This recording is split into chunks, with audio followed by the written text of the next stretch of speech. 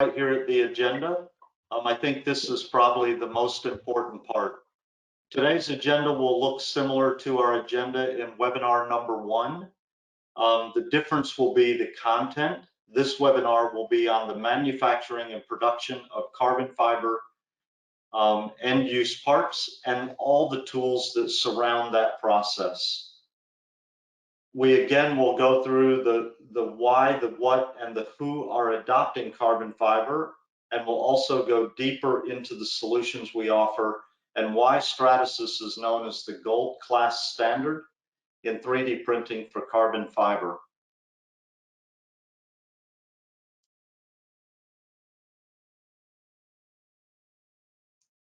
So this slide will be familiar from our last webinar. The reason I bring this slide up is to highlight that Stratasys has the widest range of 3D printing carbon fiber solutions in today's marketplace.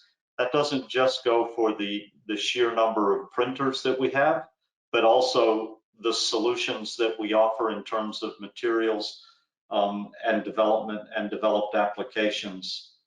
In total, we have 7 3D printers that can print nylon carbon fiber, Kevlar, ABS carbon fiber, as well as a special blended soluble support material created to support the traditional carbon fiber production process with sacrificial tooling. And this particular support material can also handle the autoclaving process for those that actively do carbon fiber today.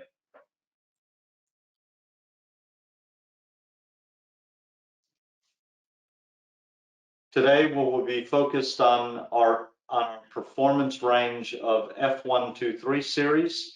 This is optimized for work groups, classrooms, and even office spaces.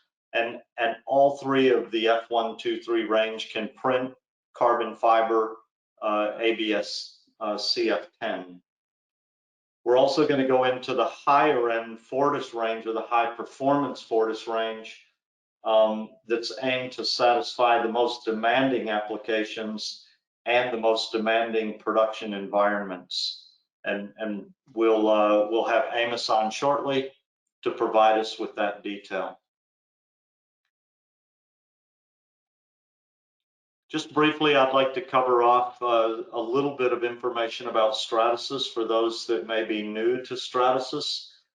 So we've been the pioneer of 3D printing, or a pioneer of 3D printing, for over 3 decades. You can see from our installations, our revenue, the rewards we've been given, as well as the patents granted or pending, that we have a long history and a lot of development in this area. Also in 2013, I'd just like to quickly mention that we've also added nylon carbon fiber to our range. So we've been doing this process for nearly 10 years now. We also have 14 offices, or we operate in 14 offices around the world, and have over 2,000 experts distributed throughout the world that work directly for Stratasys. My personal office is located here in Melbourne. We also have over 200 value-added resellers, and again, 5 of them located right here in NZ. To connect with one of our value-added partners, again, don't hesitate to reach out. Stratasys will be happy to make an introduction.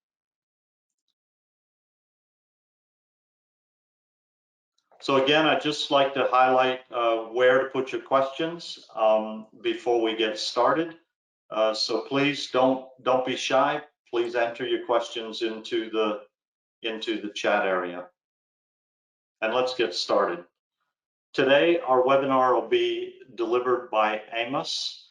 Amos has been an applications engineer with Stratasys for more than 9 years. He's been a keynote speaker on this very subject around carbon fiber, and he's worked with many of our top carbon fiber customers in the automotive industry, especially, including the likes of Bentley, McLaren, many of the Formula One teams out of out of the European area, but he's also worked in both America as well as in our European office. So I'm going to go ahead and start our webinar, and please enjoy.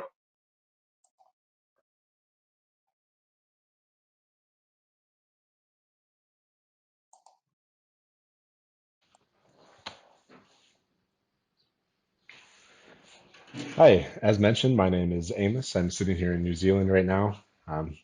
This is my friend keeping me company during this nice lockdown that we're all going through. So he'll just be here in the background, kind of minding his own business. But anyway, today we're going to go through some of the advanced side of the carbon fiber for 3D printing. I think last week some of you joined the session talking about some of our more entry-level solutions for this. So today we're going to talk more about some of the stuff that really happens in the industrial realm and what people are doing is kind of the cutting edge on this technology. So as Ben mentioned, if you guys have questions, just put them into the question box. And then here at the end, we'll have some time left over that we can go through and actually hopefully follow back up with you on all those questions. Otherwise, we'll drop you an email with whatever responses we can get. All right. So today we're going to talk about 4 different things. We're going to look at tooling. So how do we make tools for carbon fiber components? We're going to look at sacrificial cores. This is in the top right here. We're going to look at kind of the jigs and fixtures and other auxiliary tooling that can go around your work facilities. And then finally, we'll look at what does it look like to make production parts directly from a 3D printer to go onto your products. So first of all, I guess that most of you are at least fairly familiar with the technology. So this is what the FDM process looks like. This is what we're typically going to be talking about today. We might mention a few other processes in the questions, but this is the main one we'll be covering in today's webinar. So this is a 3D printer printing Ultem 1010, which is a polyether imide. So it has a pretty high heat resistance, which makes it really good for the carbon fiber tooling. So if we look at what we can do with that, we can look at this example from Dassault Falcon Jet. So the tool on the top there and the one on the bottom are to make the same part. You'll notice a couple things missing on the tool on the bottom. So there's these 2 spots on the top tool to actually attach to a forklift and move it in and out of the autoclave. So as you guys know, you have to have another operator to do that. It's just kind of a pain to use the forklifts in the autoclaves. So one of the big advantages with 3D printing is that we go from this top tool weight of 75 kilos down to the bottom tool weight of about 8 kilos. So this is not only a huge weight savings, but we end up saving time. So the top tool is outsourced in about 9 weeks. The bottom tool, they printed it in about 7 days. So we go to 8 kilos, 7 days. And then finally the cost of it, top tool was about $70,000 and the bottom tool ran at about $7,000. So we end up saving time, money, and cost on this. So if we look at some other processes that happen here, this is a pretty large tool. Ben actually has it sitting in his office there, so he can show us here when we finish this presentation. But yeah, if we look at some other tools, you can go a lot smaller than this, and they'll print in hours or days. So basically, you can have your turnaround time greatly reduced when you're doing the production phases or pre-production. When we jump on to our next little piece of technology here, this is an example from Santa Cruz Bicycles in the US. So they're making some custom bicycle frames. And basically the little gold parts on here are made from Ultem 1010, which is this polyether imide material that we can run through the Fortis 900s or 450s. And that material is basically used to make a mandrel so they can make all of their frames. So this is going on the internal part of the frames. There's a few different ways you can do this. How they're actually doing this is using the material just to make a bladder and then filling the bladder so it's reusable over and over and over.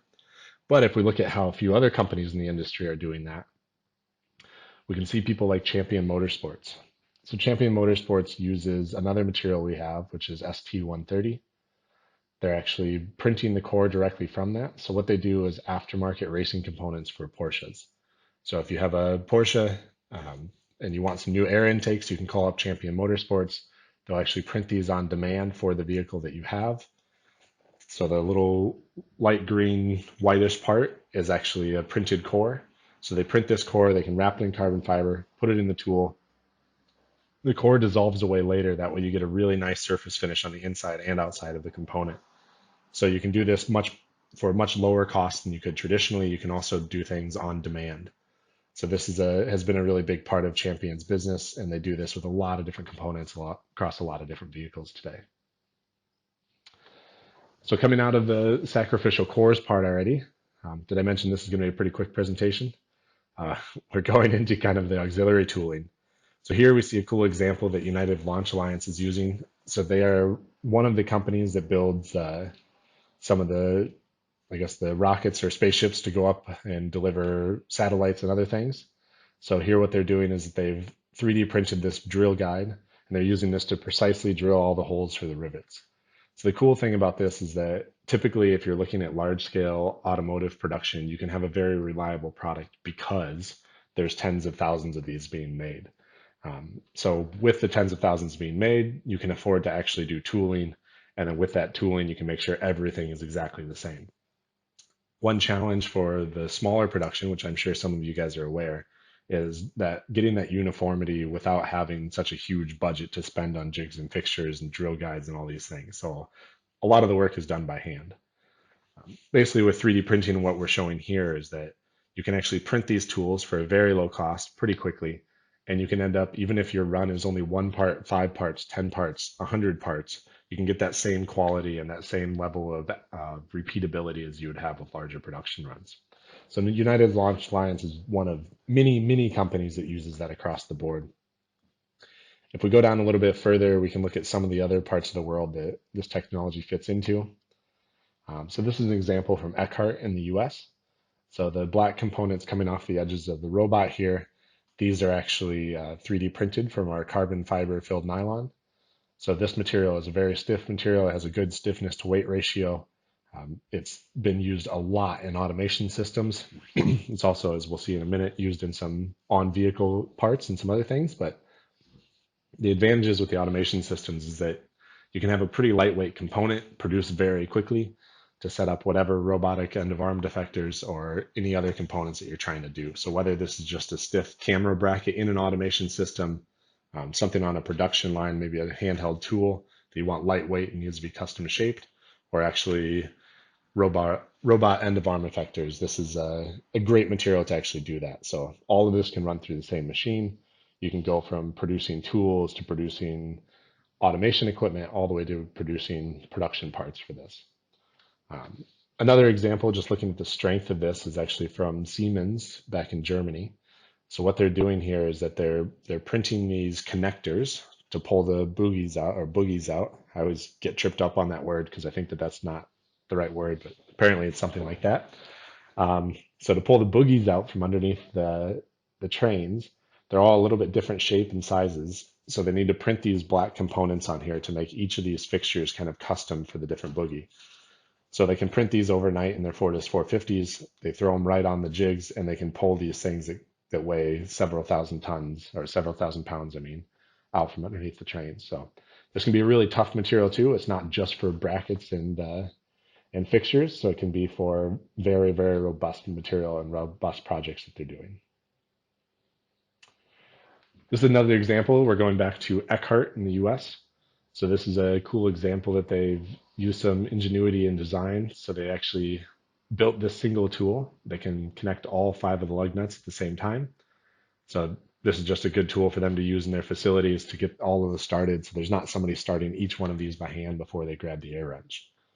So this is, I think, a really cool thing that you can do with 3D printing, whereas if somebody has an idea, they can test the idea, try it, and get it onto the floor very quickly instead of having to go to a machine shop, get things cast or machined, molded, and then you're, weeks or months out and you still don't know if your idea actually worked. This one very easily somebody came up with, and within a couple of days they had it on the line, running, all built in-house, seeing if it works. It also gives you the option to make a lot of iterations if that's what you need to do in order to get the perfect product for your assembly line or whatever other project you're working on. Now we're going to a little bit more what happens on vehicles. So this example is from Penske or Team Penske in the US. So we have some technology partnerships with them. This black component in the guy's hand here is actually the wing mirror that is 3D printed. So it looks a little bit different because this is on a NASCAR, not the regular street car. And I think a very cool thing with this is that Team Penske has a few of our machines and have worked closely with us on building a lot of different components and figuring out kind of what parts of the car make sense to do this with and what ones you can leave behind. So this example of the mirrors, they printed the mirrors, put them on the cars, and Penske is a very competitive team. So they actually started doing, well, they've always done well, but they did very well with these components. And shortly after these were put on the cars, it was made illegal to have external components like this that were 3D printed. So I think that's a pretty good selling point for the technology, that there's rules against it because it gave them an unfair advantage. So we see this on the top level of racing. We also see this all the way through custom car manufacturing, high-end sporting goods, anywhere that strength to weight ratios are important. So basically anywhere that you would find carbon fiber structures anyway is a good place that you could print some of these. If we look at another partnership that we have, that is McLaren back in the UK. So their Formula One team uses a substantial number of 3D printed parts on their vehicles. They do a lot of tooling with this. They use it a lot in the production and kind of design phases. And this is a big part of their facility. So they have a number of 3D printers over there. I lose track, but it's definitely more than like 10 3D printers. So they're very involved in doing this. The example that we can look at here, there's a new tech paper that'll come out shortly. The dog's a little bit angry about this one. I think he's maybe a fan of a different F1 team, but we'll go for it anyway. Um, so the example that we're looking at here is actually on this front wheel shroud. So the brake ducts, if we look at the bottom of this, you can see the little veined components here. And these components are actually what are 3D printed. So this entire bracket. So this means that it gives them the ability to change the aerodynamics of the car race by race. So these parts only take a couple of days to go from an engineer's desk to printing, finishing on the car. So it's probably about a day to day and a half of actual time to get this from someone's head to on the vehicle. That means that each week they can actually change these components and they can have something custom made exactly for the track that they're going to be on that uses exactly the aerodynamics that they're looking for there. So that's been a really big advantage for McLaren. Um, One cool thing that you can do with 3D printing that's really difficult with other technologies, if you guys work in the composites industry, I'm sure you're aware of the different core structures that people use. So we can do something like that with 3D printing. So basically, certain parts of this need to be solid and very strong. Other parts are pretty thick, so they just need to have a very light structure in there where we can put the composite material on the outside, get the stiffness without having the weight. So we can control that density in a lot of different ways. So we have a software called GrabCAD Print that actually powers our different printers. So McLaren and many, many other companies around the world will use GrabCAD Print to prep their builds. So basically the process is you have a CAD file, you pull it into the software, you choose which direction you want to orientate it. Then you can see the boxes that are highlighted here. Note 1 says print winglet core sparse at 15%. So that means there's certain components of this that are surrounded in blue now that are going to be very, very sparse and lightweight, whereas there's other parts of this that are solid and strong. So that's like what they use for the connecting surfaces and what they use really to make sure that the part will perform the way they need. Of course, there's some testing around this, and there's some different simulation processes we can do there, but this is kind of the best in class for what I've seen for producing composite parts to go directly on vehicles. So if we look at this beyond beyond the racing industry, there's a number of production vehicles that use 3D printing, specifically nylon 12 CF. So they use that material in their production vehicles. This isn't like the Volkswagen Rabbit or whatever that they would be pumping out hundreds of thousands of. This is more of the high-end vehicles where they want a couple hundred or a couple thousand. As you can imagine, making a tool for a part like this is a pretty expensive process. So if you can 3D print these, even if you had to print 1,000 of these, it's probably still cheaper than doing, or at least 100 is still cheaper than doing traditional tooling. So depending on the geometry, this can make a lot of sense. There's a lot of vehicles that do things like air ducts inside the cars with this, door handles, all sorts of different internal components. So in the automotive industry, this is a huge technology for many, many suppliers. So if we look at this from sporting goods, this is kind of the same thing. There's some information you can find on what we do in the bicycle industry. We looked at Santa Cruz. Santa Cruz does a lot of stuff with production and tooling. There's also things you can do on very high-end vehicles or high-end sporting goods that actually will do custom structures to make sure that you're getting the most out of your products and the most out of your athletes in the end. So if you look at the Olympics, which we just had, there's many parts that show up on these bicycles that they race or in the boats that they're racing that are actually 3D printed because of the weight savings. So Nylon 12 CF can do a great job in actually helping you get that weight savings with still saving your strength. So just to wrap up on this part of this, then we'll go to questions and answers. The composite tooling, I didn't actually touch on this there, but it can go to about 180 degrees Celsius. So that's the full Kehr cycle there. You can have full autoclave pressure. So you can pull 6 bars on that 180 C. You won't have problems there. If you're interested in that, we have a very extensive finishing guide that'll walk you through, or design guide that'll walk you all the way from, I have this composite part, this is how I should design a tool for it to be 3D printed, this is how to print it, this is how to finish it, this is how to care for it. So we have pretty extensive guides on both that and the custom cores. So the custom cores are with ST130. So this is a dissolvable material. So you can print whatever complex core, wrap it in carbon fiber or whatever else you're wrapping it in, dissolve the core away after your autoclave process, and have your complex internal geometry. So this material, we can typically operate to about 120 degrees Celsius. So that's kind of where we would shoot for that one. It's a little bit lower temp, but you can get a lot of stuff done with it.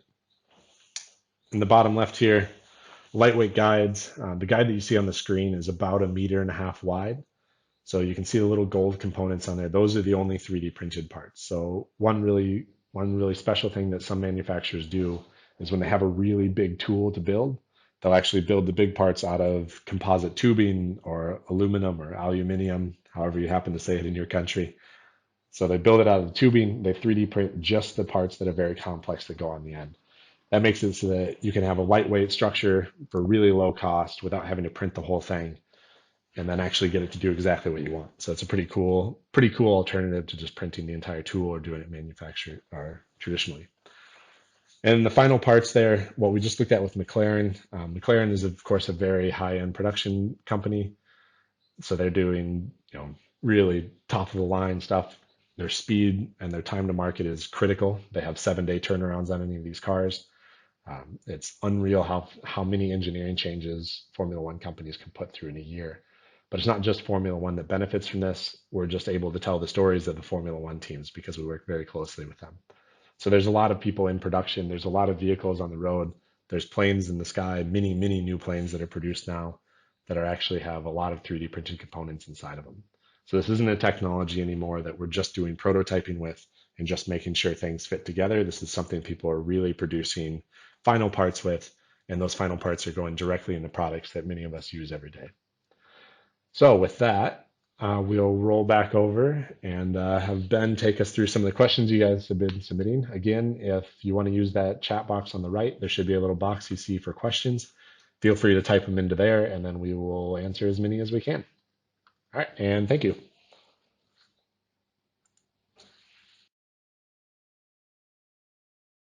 First questions we had come through was about the sacrificial cores. So it was asking about when or how do those cores actually get removed after production? And basically the cores are made of a couple different materials. One of the examples that we showed there is a material we call ST130, which is a dissolvable material. So with that material, we would print the core, wrap it in carbon fiber, put it inside of whatever clamshell mold you want, or just bag it, run it through the autoclave. Then after the autoclave, you can put this into a tank of a cleaning solution that we use to dissolve our support materials anyway. So this is basically this is a sodium hydroxide solution. So it's fairly safe depending on the rules in your country and how strict they are. Some countries it can actually just go down the drain afterwards after you use it. So basically the core just dissolves away. So we can get pretty complex shapes without having to worry about how do you remove these complicated cores when they're finished. So another question that came through was, what's the expected lifespan of the ABS carbon fiber if stored and used outdoors or indoors? So ABS is a material that's not terrific in UV light. So it doesn't have a UV stabilizer inside of it. So with that material, we actually end up with a shorter lifespan if it's out in the sunlight the whole time. We do have other materials that are very stable in UV light that can be produced on the same machines. So we have a material called ABS-I, which is close to the same thing as ABS. It just has a UV stabilizer, has a little bit better mechanical properties as well. However, it is not carbon fiber filled. We have some other materials, one of them being a material from SABIC, which is Ultem 9085. And that material has pretty incredible properties just across the board. That's the one that they use in a lot of aerospace production. So it has the flame, smoke, and toxicity requirements that it meets. It can also do pretty amazing things with withstanding UV light. So it's used in a lot of outdoor and very heavy industrial applications. Just going down through some of their questions here.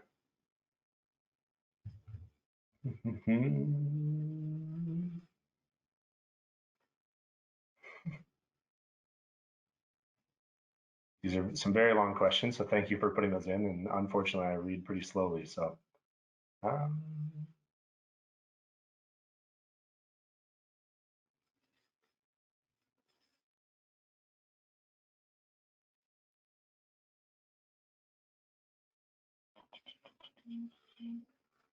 So there's a question about using powders to create parts. So the technology that we covered today is based on fused deposition modeling, which is melting a string of material to create the parts. We do, however, have a number of different technologies that we work with here at Stratasys. So if you're interested in something specifically on powders, we have some stuff that can produce a lot more parts and other technologies for different kind of niches or different areas that people are working in. So that would be worth reaching out to your local Stratasys representative, and they can kind of walk you through exactly what we have there and how it can fit in your needs.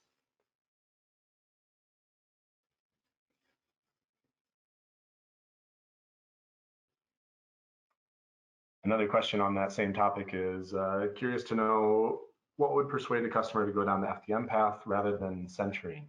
Is it purely for weight? So that is a pretty good question. It's in the additive manufacturing world, different materials are used, or different technologies can be used for a lot of different reasons. So they all have advantages and disadvantages.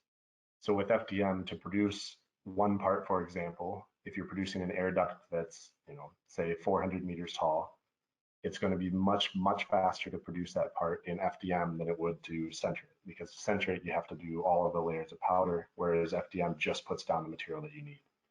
However, if you're doing 100 of those parts, it's probably going to be faster to actually center it than to use FDM. So FDM is, we look to this material when we look at how do we create very kind of high performance parts where we want to be able to control the material properties in different dimensions and different planes. So FDM has a lot of options to actually control what's going on inside of the parts. So for that reason, it can be pretty good there to make custom components. So the questions we've got here. Thank you guys for submitting all the questions. There's a lot of them here. Like I said, I'm not the fastest at reading in the world, so sorry. It's the highest temperature. So what's the highest temperature for thermoplastic materials that we're using? So the highest temperature materials are basically the Ultem line. So we have Ultem 1010, or there's a couple others that are a little bit higher than that, but they get us into that area around 200 to 230 degrees Celsius or so. So there's some high-end materials. They also have very good properties for chemical resistance and some other stuff. So depending on what your application is, we see a lot of uses of that, like around engines and things where there's high temperature and different fluids that could be corrosive to most plastics. So it can be really beneficial there. And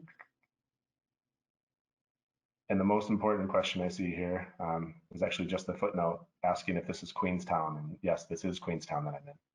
So if any of you guys are here, congratulations on finally getting out of lockdown. Okay, most of the other questions on here are fairly long for me to get into. So I think we might answer some of those just by text afterwards here. They're kind of niche questions as well. Let me just run through this real quick. In the meantime, thank you guys for joining. If you have any questions, feel free to reach out to to Ben, who was on this webinar doing the introductions before. Looks like his computer had a little bit of a hard time. So feel free to reach out to Ben or your local Stratasys representative. I'm sure that we'll send you a follow-up message here with some contact info. And then, yeah, I guess reach out to us and we'll work on your individual projects and see how we can go from there. So thank you again for joining, and we will talk to you guys soon.